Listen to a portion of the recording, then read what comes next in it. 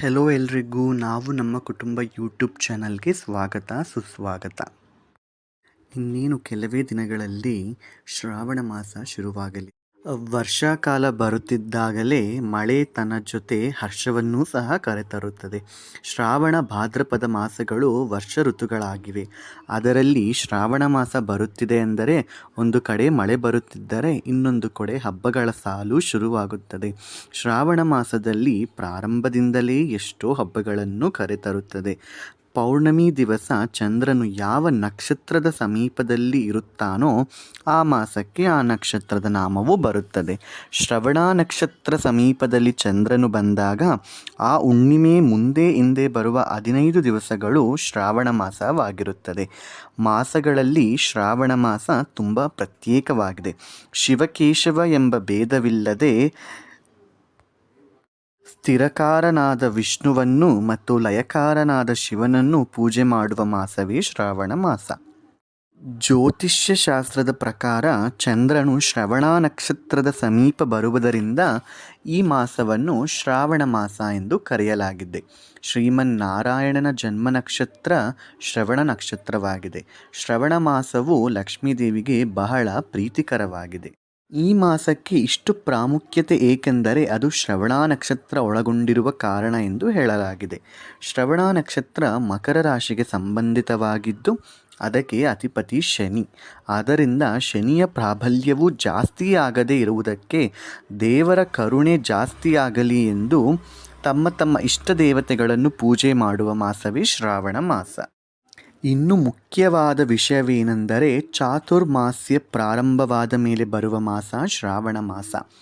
ಆಷಾಢ ಶುದ್ಧ ಏಕಾದಶಿ ಅಥವಾ ಹುಣ್ಣಿಮೆಯಿಂದ ಚಾತುರ್ಮಾಸ್ಯ ಪ್ರಾರಂಭವಾಗಲಿದೆ.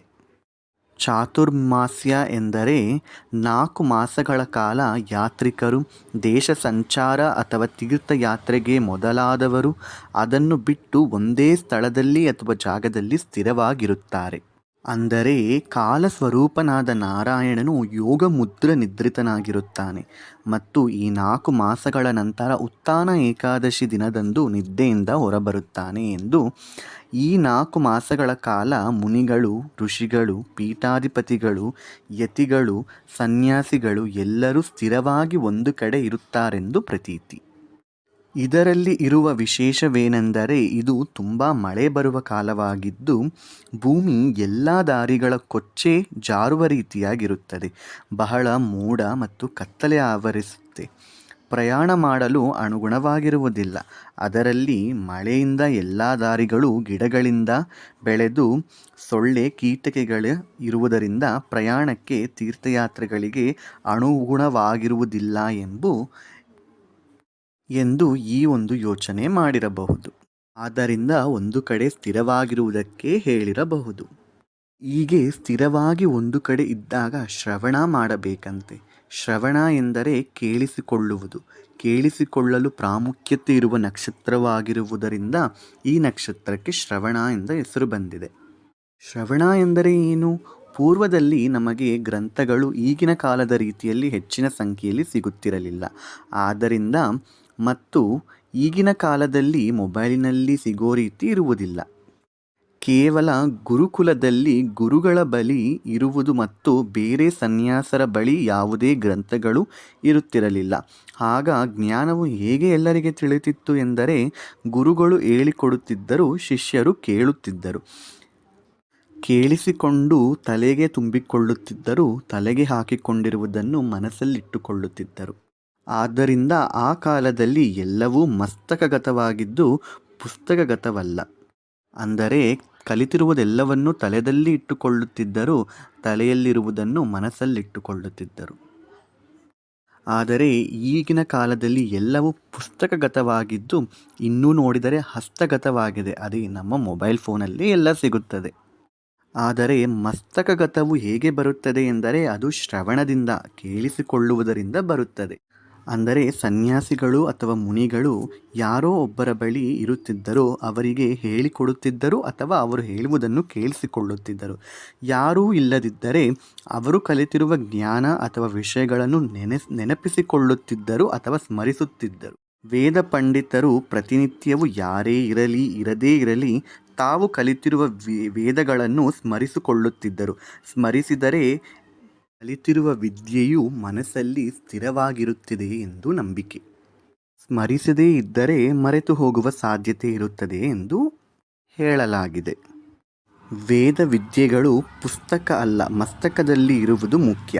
ಆದ್ದರಿಂದ ಪುರಸ್ಮರಿಸುತ್ತಿರಬೇಕು, ಮತ್ತೆ ಮತ್ತೆ ನೆನಪಿಸಿಕೊಳ್ಳಬೇಕು, ಪ್ರತಿನಿತ್ಯ ಜೀವನ ವಿಧಾನದಲ್ಲಿ ಅಳವಡಿಸಿಕೊಳ್ಳಬೇಕು. ಹೌದು ಅಲ್ಲವೇ? ನಾವು ಕಲಿತಿರುವ ಯಾವುದೇ ವಿದ್ಯೆಯನ್ನು ಸಹ ನಾವು ಪುರಸ್ಮರಣೆ ಮಾಡುತ್ತಿರಬೇಕು, ಮತ್ತೆ ಮತ್ತೆ ಅದನ್ನು ಓದುತ್ತಿರಬೇಕು. ನೆನಪಿಸಿಕೊಳ್ಳುತ್ತಿದ್ದರೆ ಅದು ನಮ್ಮ ಮನಸ್ಸಿನಲ್ಲಿ ಸ್ಥಿರವಾಗಿ ಇರುತ್ತದೆ. ಹೀಗೆ ಕೇಳಿಸಿಕೊಳ್ಳುವುದು, ನೆನಪಿಸಿಕೊಳ್ಳುವುದು, ಸ್ಮರಿಸುವುದು ಇರುವ ಕಾಲವಾಗಿದ್ದರಿಂದ ಅದರಲ್ಲಿ ಶ್ರವಣ ನಕ್ಷತ್ರ ಪ್ರಧಾನವಾಗಿರುವ ಶ್ರಾವಣ ಮಾಸದಲ್ಲಿ ವೇದಗಳನ್ನು ಕೇಳುವುದು, ಹೇಳುವುದು ಮತ್ತು ಮುಂದಿನ ಪೀಳಿಗೆಗೆ ತೆಗೆದುಕೊಂಡು ಹೋಗುವ ಉದ್ದೇಶವೇ ಈ ಶ್ರಾವಣ ಮಾಸ. ಪರಮಾತ್ಮನ ಸೇವೆ ಮಾಡುವ ವಿಧಾನದಲ್ಲಿ ಮೊದಲನೆಯದು ಶ್ರವಣ ಎಂದರೆ ಕೇಳಿಸಿಕೊಳ್ಳುವುದು. ಭಾಗವತದ ಪ್ರಕಾರ ಪರಮಾತ್ಮ ಕಥೆಗಳನ್ನು ಹಾಗೂ ಮಂತ್ರಗಳನ್ನು ಕೇಳಿಸಿಕೊಳ್ಳುವುದರಿಂದ ಆ ಕಥೆಗಳು ಮತ್ತು ಮಂತ್ರಗಳಲ್ಲಿರುವ ಶಬ್ದಗಳು ನಮ್ಮ ಕಿವಿ ರಂಧ್ರಗಳಿಂದ ಪರಮಾತ್ಮ ನಮ್ಮ ಹೃದಯದಲ್ಲಿರುವ ಕಲ್ಮಶಗಳನ್ನು ಹೋಗಲಾಡಿಸುತ್ತಾನೆ. ಆದ್ದರಿಂದ ಶ್ರವಣವು ಕೇಳಿಸಿಕೊಳ್ಳುವುದು ಉತ್ತಮ. ಮತ್ತು ವೇದಗಳನ್ನು ಶ್ರಾವಣ ಶುದ್ಧ ಹುಣ್ಣಿಮೆ ದಿನದಂದು ಉಪಕರ್ಮ ಅಥವಾ ಗಾಯತ್ರಿ ಜಪ ಮಾಡಿ ವೇದಗಳನ್ನು ಕಲಿಯಲು ಪ್ರಾರಂಭಿಸುತ್ತಾರೆ. ಅಂದರೆ ವೇದಗಳ ಅಭ್ಯಾಸ ಮಾಡಲು ಶ್ರಾವಣ ಮಾಸವು ಪ್ರಾಮುಖ್ಯವಾಗಿರುತ್ತದೆ. ಇದರ ಮುಂಚೆ ಅಂದರೆ ಶ್ರಾವಣ ಮುಂಚೆ ಬರುವುದು ಆಷಾಢ. ಆ ಆಷಾಢದಲ್ಲಿ ಬರುವ ಹುಣ್ಣಿಮೆ ಗುರು ಹುಣ್ಣಿಮೆ ಅಥವಾ ವ್ಯಾಸ ಹುಣ್ಣಿಮೆ ಎಂದು ಕರೆಯಲಾಗುವುದು.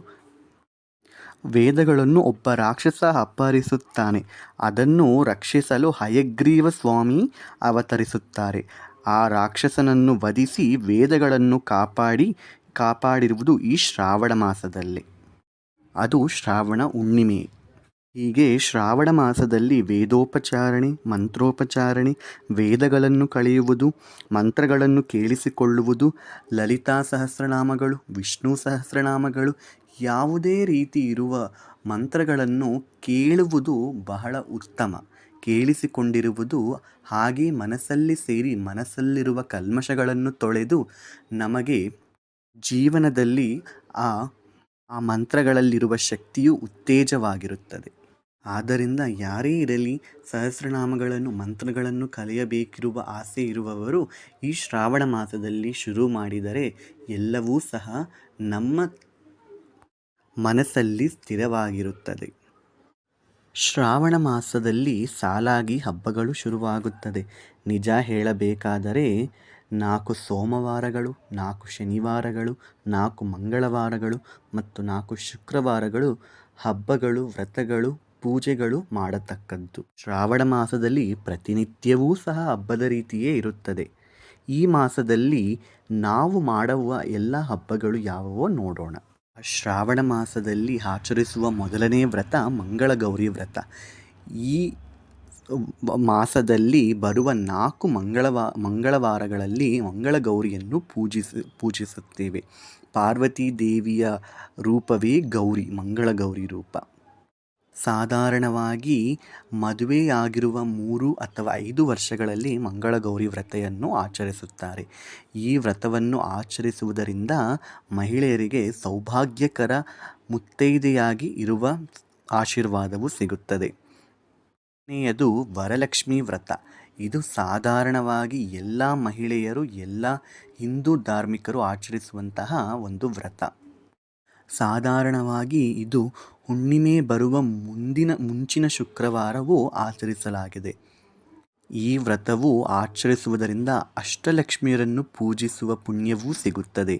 ಈ ದೇವತೆಯನ್ನು ಪೂಜಿಸುವುದರಿಂದ ಅಷ್ಟೈಶ್ವರ್ಯಗಳಾದ ಸಂಪದ, ಭೂಮಿ, ಶಿಕ್ಷಣ, ಪ್ರೇಮ, ಕೀರ್ತಿ, ಶಾಂತಿ, ಸಂತೋಷ ಮತ್ತು ಶಕ್ತಿ ಇಂಥ ಮೊದಲಾದವುಗಳು ನಮಗೆ ಸಿಗುತ್ತದೆ. ಇನ್ನು 3ನೇಯದು ನಾಗರ ಪಂಚಮಿ ಅಥವಾ ನಾಗಚವತಿ. ಇನ್ನೊಂದು ಹಬ್ಬ ರಾಖಿ ಹುಣ್ಣಿಮೆ. ಅಣ್ಣ ತಮ್ಮಂದಿರ ಶ್ರೇಯಸ್ಸಿಗೋಸ್ಕರ ಅಕ್ಕ ತಂಗಿಯರು ಸಹೋದರರ ಕೈಗೆ ರಾಖಿಯನ್ನು ಕಟ್ಟಿ ಅವರ ಆಶೀರ್ವಾದವನ್ನು ಪಡೆಯುತ್ತಾರೆ. ಇನ್ನೊಂದು ಹಬ್ಬ ಹಯಗ್ರೀವ ಜಯಂತಿ. ಶ್ರಾವಣ ಹುಣ್ಣಿಮೆಯ ದಿವಸ ಈ ಹಯಗ್ರೀವನು ಅವತರಿಸುತ್ತಾನೆ ವೇದಗಳನ್ನು ರಕ್ಷಿಸಲು. ಆದ್ದರಿಂದ ಹಯಗ್ರೀವ ಜಯಂತಿಯನ್ನು ಆಚರಿಸುತ್ತೇವೆ. ಇನ್ನೊಂದು ಹಬ್ಬ ಕೃಷ್ಣಾಷ್ಟಮಿ. ಶ್ರೀಕೃಷ್ಣ ಪರಮಾತ್ಮನು ಜನಿಸಿರುವ ಶುದ್ಧ ದಿವಸವಾಗಿರುವುದರಿಂದ ಈ ಒಂದು ಹಬ್ಬವನ್ನು ಸಹ ಶ್ರಾವಣ ಮಾಸದಲ್ಲಿಯೇ ನಾವು ಮಾಡುತ್ತೇವೆ. ಇನ್ನು ಹೀಗೆ ಹೇಳುತ್ತಾ ಹೋದರೆ ಏಕಾದಶಿಗಳು, ಅಮಾವಾಸ್ಯೆಗಳು ಎಲ್ಲವೂ ಸಹ ಈ ಶ್ರಾವಣ ಮಾಸದಲ್ಲಿ ಬಹಳ ಪ್ರತ್ಯೇಕವಾಗಿರುತ್ತದೆ.